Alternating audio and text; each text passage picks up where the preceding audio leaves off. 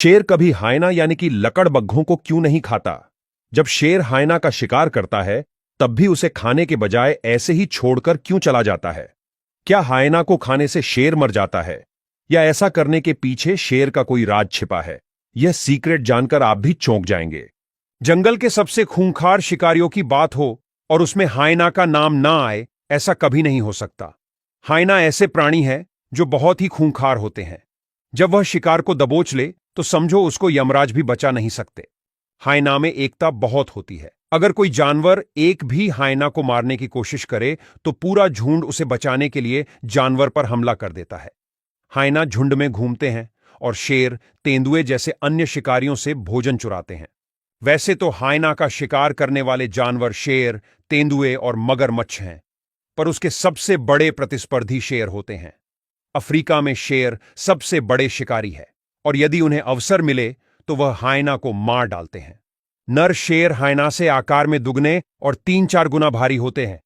शेर के पंजे का सिर्फ एक झटका वयस्क हायना को बड़ी आसानी से मार सकता है।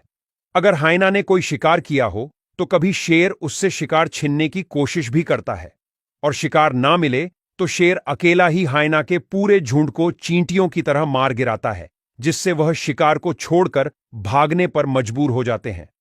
यहां तक कि नर शेर हायना के बच्चों को भी मार देता है ताकि भविष्य में कोई हायना उसे चुनौती न दे सके। सबसे पहले शेर अपनी मां से सीखते हैं कि क्या शिकार करना चाहिए और क्या खाना चाहिए।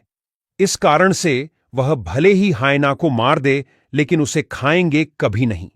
वैसे भी शेर ज्यादातर शाकाहारी जानवरों का शिकार करना पसंद करता है क्योंकि उसका मांस ज्यादा पौष्टिक होता है, जबकि हायना के मीट का स्वाद शेरों को बिल्कुल पसंद नहीं आता। हायना बीमारियों या पैरासाइट्स वाले किसी भी जानवर का शिकार करके उन्हें पचा सकते हैं और जब शेर ऐसे हायना को खाता है तो उसका स्वास्थ्य बिगड़ने लगता है। इस वजह से शेर उन्हें कभी नहीं खाते।